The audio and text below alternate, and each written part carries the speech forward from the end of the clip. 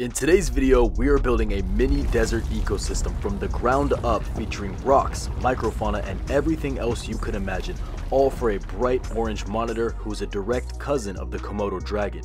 So let me show you how we're doing it. So it all starts out with the enclosure. With this enclosure, we're going for a 4x2x2 custom built plywood enclosure. If you want to know the exact steps on how to build a plywood enclosure, check out my good friends Riddler Reptiles or Brad's Bioactive Builds. Decided to seal this enclosure with something called liquid rubber. It's very cost effective, very easy to apply, and it's going to ensure that no moisture gets into the wood, which would make it rot. So don't be like me, wear some protective gloves or a hairnet or something, because this stuff will get all over, it will get in your hair. And don't be alarmed if it goes on brown. It will dry to a nice matte black color within a couple of minutes of application. So this stuff will soak into the brush, will soak into the wood, but after you do a couple dabs on the roller, which is what I used, it will go on super smooth. Now I put wood putty in the crevices of the enclosure before I applied it, but because this is a semi-arid enclosure, I didn't need to utilize more than 2 or 3 coats. Now because this stuff does stay tacky for just a little bit in a dry environment after you apply it, I wanted to see if some old pieces of foam would stick onto the background kind of like Legos, and to my surprise they did. So I took those off and I started to grab some 2-inch thick XPS insulation board, which was what was going to be used to make the background. So I took a hot wire or a soldering iron and I cut sections of this foam out. So I had to hit it with a little force right here to get it out, but essentially what I'm going for is a rocky outcropping background. So I fit a piece into the corner and yes, it fit perfectly. So it was time to cut off a bunch more pieces and get to work. So how I'm priming these is I'm taking a razor blade and cutting along the edges to create some texture, which is going to be super important for when we use the heat gun. So next I grabbed a wire brush drill attachment and I got to buffing the surface of this foam. Now you're going to want to do this in a bag or somewhere clean because this stuff gets everywhere. And after I was finished, this is what I was left with, a nice textured piece of foam starting to look like a fake rock. So it's super spongy right now, as you can see. I'm wearing this because I ripped my hand up. Watch what happens when we hit it with the heat gun. This is the heat gun you can buy for like, this was like 30 bucks. And watch what happens. This is like my favorite part. So the heat gun is going to tighten the foam up, make it super sturdy and more of a rocky texture. It'll be more durable and also easier to paint. So after a little bit with the heat gun, you guys can see much tougher and a lot better texture. And as you can see, still fits in absolutely perfect in the corner. So after I cut all the foam, this is what I was left with. For the corner pieces, I made sure to use corner pieces of that foam board so that they were square. You'll see that the pink ones are 2 inches thick and the green ones are only 1-inch thick pieces. This is going to create a bunch of different size cracks and crevices because again, these lizards are saxicolous, which means they are crevice dwellers. So again, going for that rocky outcropping, and this is looking good. There's going to be some nice fake rocks that I'm going to build and some nice stacks to even make for more surface area for them to really hit those gradients. Because as it is right now, to be honest, if I just left it like this, there's not enough temperature gradients in there for Pilbara rock monitors. They wouldn't be able to feel secure squeezing into a space like 2 inches high. This 1-inch thick space, yes, like this one is really good, but these are too wide and I wanted to leave them like that for aesthetic. But for functionality, we're gonna put some different slats and rocks in here. So what I did now is I took a little Sharpie and I marked each piece with a number, and this is going to allow me to put them back into place after I paint them. Now again, these are not stuck onto the background yet. They're only adhered by a little bit of the tact from the liquid rubber because it is still a little bit sticky. So it's kind of allowing me to kind of build that background, see what I'm working with. But as you can see, I'm numbering them so I can put them back perfectly in place when I'm finished. Write it on the back piece so that obviously when I take the wire brush to this, it's gonna go away, right? And then take a picture of this video so that when I want to put it back together perfectly, I'll just correspond the number to the spot and I'll have this nice and set. All right, y'all, so I'm just about to finish for the night. I've been here for 12 hours. I've also started to design some of the fake rocks. I just did these the exact same way, guys, and look at the texture on these rocks. These are gonna paint up nicely and I'm gonna basically be able to layer them however I want. If I wanna layer one right there for more crevices, I can do that. If I wanna layer this one right here, I can do that. If I wanna stack them, perfect. Just like in the wild. And the best part, they're like, these things are maybe an ounce each. So now that I had everything kind of set in its way, I decided to pull them off the background and prepare them for the painting. So this was going to be done with a very simple method with Drylok and cement tint. So what I did was I just took the Drylok and mixed in some of this black powder cement tint from Quikrete and made a dark gray base layer. Now the reason you need a base layer is because then it's going to allow all the top layers to really come out. It's going to bring out that rocky texture, right? So I mixed it to my desired color and I made sure to put it on nice and thick. So the reason I use Drylok for the base layer is because if I'm just going to use acrylic paints, it will end up probably coming off with nails. So this Drylok is going to give it that extra layer of protection. And just look how good this first layer is. I am so happy with this. And obviously, you know, I had to do another little drop test and finished off the rest of this painting. So this is how we were looking after we were all finished with the painting. I love the nice dark base layer. I can go in and finish all these tiny pieces with a small paintbrush. One of the mistakes I've made in the past is just rushing it and ignoring the small details. I promise guys, don't cheap out on it because you're gonna not like it later. So after that, I applied some silicone to the bottom of some of these pieces and put them on the bottom of the enclosure. It's flipped on its back, that why it looks like that.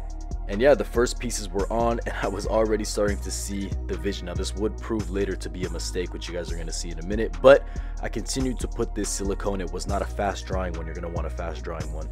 And so once all the pieces were in, this is how it was looking. Absolutely fabulous. I was at this point super excited for what the future of this enclosure was going to look like. And then, like I said, I went in with a tiny paintbrush and touched up the background. So after I thought everything was dried, I went in with a hose and sprayed off the background. You're going to want to spray it off with water if you use that Quikrete, and gave it a huge dousing until this happened. Alright, so look, I was feeling like Brad from Brad's Bioactive Build, so I filled the enclosure up with water, thought it was a paludarium for a second, and the foam was like, hey, by the way, I'm extremely buoyant. So it all floated up because the silicone wasn't dry enough. So we had to fix it. So we made sure to dry it all out, and I was making sure the pieces all fit back in order, which they did. So on the bright side, the enclosure was already sprayed off, so I didn't need to do that again. So I got some fast drying silicone, adhered it to the bottom of the foam pieces, and stuck them right into the corners to make sure that they all were snug into place. I weighed them down this time so that everything cured. So while that was drying, I took that opportunity to paint more fake rocks, and then I decided to go ahead and paint the background. So I'm going to be using acrylic paints for this. These are non-toxic craft paints, and I mixed up brown as the base layer and then a couple different colors, red, white, or orange, white, and black, to get my preferred color for the second layer of this painting. So I was really excited for this rock. So we're going to go in with something called the dry brush method. So you take a new dry paintbrush, just get a little tiny amount of paint, and slowly and gently apply the paint on a swift motion, if that's what you want to call it. So as you can see, the more you do this, the drier the brush gets, and you get this awesome texture on these rocks. I was super over the moon at this point. I was loving it. So I went ahead and did the rest of the enclosure, and this is how we're looking.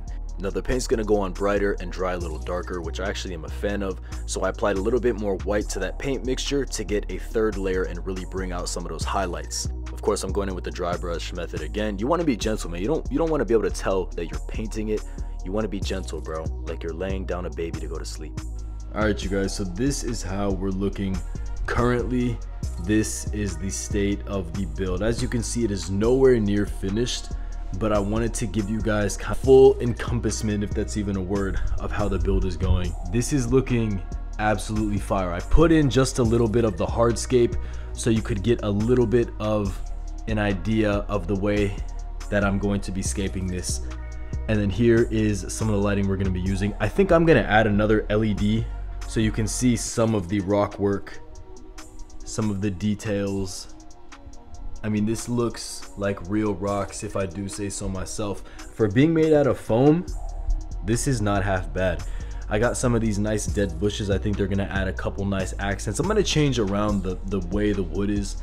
So of course this right here is not going to be permanently exposed. We are going to have faceboard. I'm going to stain it. Tracks are going to be on here. It's going to look like a nice professional enclosure. And again, this screen is not final. I want to get wider gauge screen, but we put this up here because this is what we had and I wanted to test out the lights. And boy, is it nice and bright inside this desert ecosystem. you guys are in for a treat within the next couple weeks. This is the best Pilbara enclosure on the internet. So I also did a build for my blue day geckos where I completely revamped their enclosure to a custom cork background with some live plants in there, and I love the way this turned out as well. Got some beautiful philodendrons in there, 2 species of philodendrons actually. The plants are growing in amazing, and I could not be happier with this enclosure as well. There she is, just chilling on top. She's got a full stomach. She just ate a bunch of food. So I've got a ton of leaf litter in here now. These big philodendron are starting to sprout. Yes, sir. There we go. Ignore that piece of foam. But these are still doing extremely well, and we're getting a lot of growth. There's another philodendron sprout. All right, guys, so I kind of wanted to show you where I'm growing those plants that you guys just saw. So I have them just up here in this grow tent. This is kind of just how I have it. I have just one light in here, and it's super nice and warm and humid in here. So here are the philodendrons. I think it's called a Florida green or something like that. I really don't know, but I really don't know like the exact name of it, but these are growing nicely in the water. In here, I can't show you guys that because that's for the new edition that will be here shortly. I know I've been hyping it up. Actually, you know what? I'm gonna show you guys. I gotta give you guys a sneak peek because I love you guys. So we gotta remove this. There's water dripping. Also, check out this mat that my brother got me. This is so nice, man. Umbreon. You guys know I love Pokemon. Actually, while I'm here, Alex got me this for my birthday. This is so sick, man. Yeah, the glares. Oh my gosh, look at it. I'll just give you guys a quick look at it, okay? Just a quick peek, not too much, right? Not too much. Patreon, you already saw it. You guys know what's going in there, man. I will tell you guys this, it's my first ever something. This one is taking off, of course, it's rooting into the background. So this enclosure is still a little bit bare, but it's definitely coming into its own. The only problem that I see with this, their colors. Unfortunately, their colors are dull because I had painted this black. I still need to retouch this, but I painted this all black and everything in here is kind of dark. There's not a whole lot of bright colors for them to kind of camouflage with. So their colors are dull. As the plants fill in, they will be much brighter colored, but we'll just have to be a little bit patient for that. But this, I love the way this turned out. I mean, other than a couple foam spots, this is my first ever attempt doing something like this. I honestly love the way it turned out. So there it is, guys. There is part 1 of the build. What are you laughing at?